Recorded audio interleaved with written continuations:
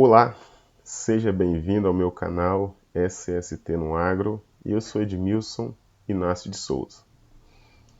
Já vou começar pedindo para você seguir, aperta o sininho aí, deixa seu like e hoje nós vamos falar aqui de um tema muito importante para os profissionais que atuam em qualquer mercado ligado a SST, que é a identificação de riscos ambientais.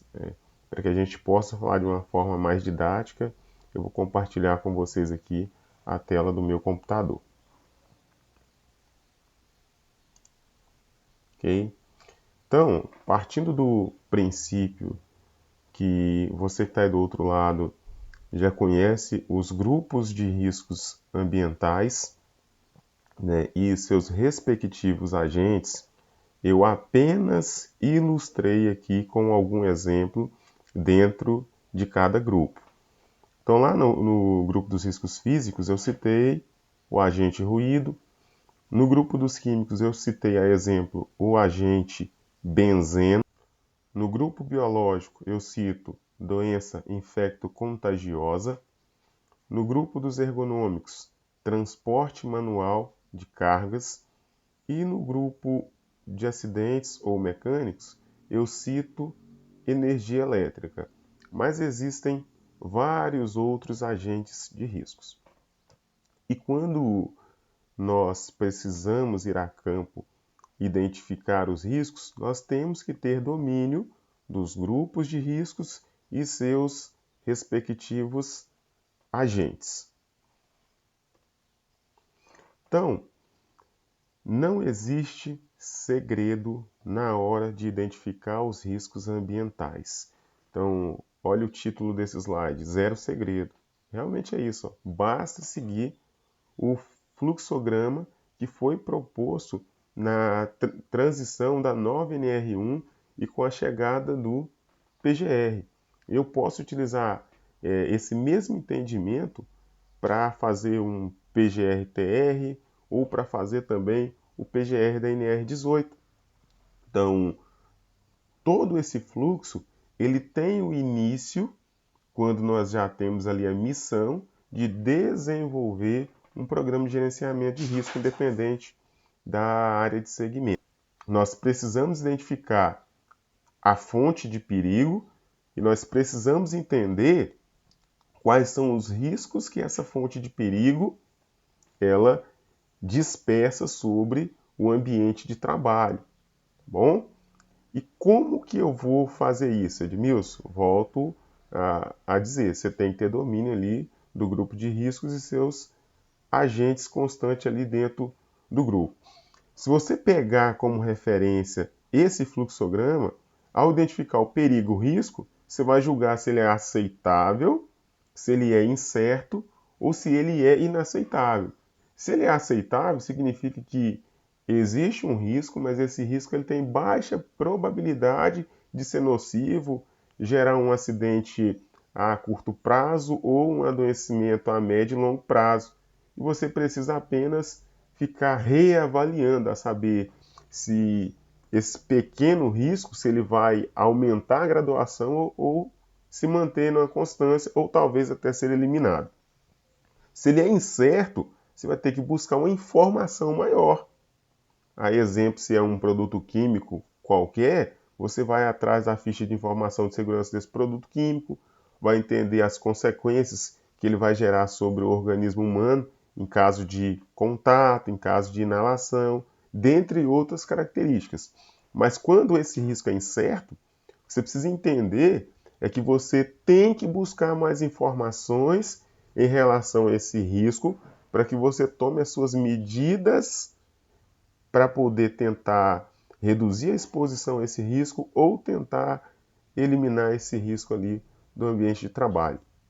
E quando você tem de fato um risco inaceitável dentro ali do seu julgamento, da sua graduação, você sabe que alguma medida de controle tem que ser aplicada de imediato, porque é uma condição onde esse risco ele é severo, ele pode trazer um prejuízo muito grande para o colaborador exposto até ele. Pode ser talvez até um risco letal. E aí você vai ter que buscar meios para poder eliminar ou controlar esse risco ali no ambiente de trabalho. Agora, a grande sacada está aqui, né? Esse é o motivo pelo qual eu fiz esse vídeo. Por que os profissionais de SST erram, Edmilson? A resposta está aí na tela do seu computador. Deixa eu até aumentar aqui, mudar aqui, vou aumentar minha carinha aqui, ó. Beleza. A resposta está aqui. Primeira opção, falta de conhecimento. O profissional que não tem conhecimento, não conhece os grupos de riscos, não conhece os agentes existentes ali dentro, é impossível dele conseguir identificar os riscos existentes dentro de um setor ou dentro de um processo de trabalho. Agora observa, né, o outro lado da moeda. Preguiça. De repente você tem um profissional que tem um alto conhecimento técnico, é um profissional que tem uma boa vivência de mercado, tem capacidade técnica, mas quando ele precisa de fato reconhecer os riscos ambientais existentes dentro do ambiente de trabalho, ele não se dedica, ele não faz esforço, ele não vai a campo. Ele quer julgar os riscos existentes no ambiente de trabalho de dentro do seu ambiente administrativo, de dentro da sua própria casa, de dentro do escritório da empresa. E está aqui o principal erro. Nós temos que parar com essa mania de querer identificar os riscos à distância. Edmilson, então, qual que é a solução para isso? A solução é uma só. Você que é um profissional que quer ter bons resultados, que tem conhecimento e não é preguiçoso, você tem que ir fazer uma visita em campo, tem que ir em loco, tem que ir até a empresa. Essa é a única forma eficiente de você cometer menos erros. Então aqui, ó, como eu gosto de ser bastante didático, e depois eu vou disponibilizar esses slides aqui abaixo na descrição do vídeo, ó, como que eu faria? Visita em campo, em loco, eu iria até a empresa, caracterizaria os setores existentes na empresa, o tipo de estrutura, se tem máquinas e equipamentos, eu iria tentar tirar uma fotografia desse ambiente, né, através da descrição de como é esse local. Se a empresa me permitisse de fato, eu iria tirar algumas fotografias para que eu depois, quando parasse para fazer uma análise mais profunda, utilizasse essas fotografias aí dos processos de trabalho e do estabelecimento como uma fonte de recurso extra para eu tentar identificar aquilo que talvez na primeira visita eu não tenha tido sucesso. Então eu trago aqui a exemplo, tá bom? Uma serralheria. Então eu fui lá, identifiquei os processos de trabalhos existentes dentro dessa serralheria e os produtos químicos utilizados ali. Então eu comecei em campo a fazer a minha identificação, ó. Galpão em alvenaria, pé direito 8 metros, cobertura em zinco, piso em granitina, exaustores eólicos existentes no ambiente, portões tipo basculante, máquina de solda elétrica, policorte, esmeril, lixadeiras, furadeiras de bancada. Dentro da empresa, ao começar a fazer o reconhecimento, eu visualizei tudo isso e descrevi na minha prancheta. Tirei fotografia, processos de trabalho evidenciados por mim: solda, montagem e acabamento em esquadrias metálicas. É esse tipo de atividade apenas que existe dentro dessa empresa. Observa que foi evidenciado através de acompanhamento de campo e através de networking, troca de informação com quem labora e com quem gerencia essa determinada empresa. Então, reforçando, se você quer ter sucesso, você precisa ir a campo, tem que ir em loco. Como conhecer os riscos? Fazendo a descrição das atividades. esquece essa história de pegar o que consta na CBO. Senão você não precisava ir a campo. Você voltava lá para fazer aquele serviço de pessoas preguiçosas. Tá bom? Então, você tem uma CBO, porque esse funcionário é legalmente registrado, mas você esquece o que cita a CBO.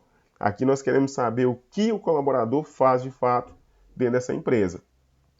Então eu vou lá e vou entrevistar o trabalhador. Eu vou entrevistar o gestor desse trabalhador, encarregado. Então aqui eu trago um exemplo, ó, o serralheiro. Então, quais são as atividades desse serralheiro? Já estou pensando lá no E-Social, ó. Soldar, desbastar e fazer acabamentos em peças e estruturas metálicas. É o que esse trabalhador faz. Não tem outro tipo de atividade. Ou seja, não tem nada a ver com aquilo que consta lá na CBO desse trabalhador.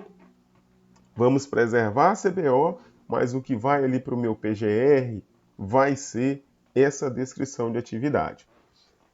E dentro desse processo, como isso aqui é uma aula prática, quais foram os riscos que eu, Edmilson, identifiquei? Lá no grupo dos riscos físicos, né, baseado na visita em loco, baseado na conversa que eu tive com o trabalhador, eu identifiquei que tem ruído, né, nós temos máquinas, equipamentos que fazem barulho, o uso da lixadeira, o uso da furadeira de bancada, o próprio processo de solda elétrica, vibração mão-braço, o uso da lixadeira, o uso da furadeira de bancada, vai gerar exposição à vibração. E não menos importante, calor, porque no processo de solda existe ali a exposição ao calor. Lembrando que as características construtivas do ambiente, não é? A cobertura de telha em zinco, mas o fato de ter portões do tipo basculante proporciona uma ventilação natural do ambiente, que vai interferir no calor existente no próprio ambiente de trabalho. Ainda dentro desse contexto, então, pelo amor de Deus, presta atenção aqui para você não falar besteira do meu vídeo depois, tá bom? No grupo químico, olha de vermelho aqui, ó, fumaça metálica. Fumaça metálica não é um risco ambiental. Tá escrito aqui, eu vou disponibilizar esse material para depois não ficar com crítica boba aí, ó. A fumaça metálica é a forma com que os agentes químicos se manifestam nesse ambiente de trabalho, ó. Então, identificar quais são os metais usados no processo e os tipos de eletrodo. Então, quando tem o processo de solda, nós chamamos de fumaça metálica ou fumo metálico. Isso não é um risco. Isso é a forma com que o risco se manifesta. Então, o seu dever de casa é identificar o tipo de metal, o tipo de material que é utilizado nesses processos de solda. Ou seja, você vai depender de mais conhecimento técnico. Edmilson, como que eu faria isso? No eletrodo, você vai lá e consegue a descrição dele, a FISPQ, para poder identificar o tipo de metal que existe ali. E automaticamente, todas essas empresas fazem compra de metais ali, e você vai pedir ao fabricante a composição desses metais. E posteriormente, você vai depender de um conhecimento um pouco mais aprofundado para caracterizar os males, né, relacionados à exposição a esses metais que você identificou. Então você observa que não tem segredo a não ser tentar fazer a coisa certa e seguir um organograma. A partir do princípio que você não vai a campo, você está sujeito ao erro, você está comprometendo o resultado da qualidade do seu trabalho e comprometendo a empresa que está contratando o seu serviço. E automaticamente você também está comprometendo a saúde e a segurança dos trabalhadores envolvidos dentro dessa empresa que comprou o seu serviço, ou até mesmo aquela empresa que você trabalha na condição de profissional de SESMIT ou profissional de CSTR. É isso, vídeo prático, direto ao ponto. Espero que você tenha gostado. Mais uma vez, se você gostou, curte, compartilha, comenta aqui, ó, deixa a sua opinião, vou responder, vou deixar um link para você ter acesso a esses slides, se é que fez sentido para você. E a gente se encontra aí nos próximos vídeos que teremos aí no canal. Forte abraço!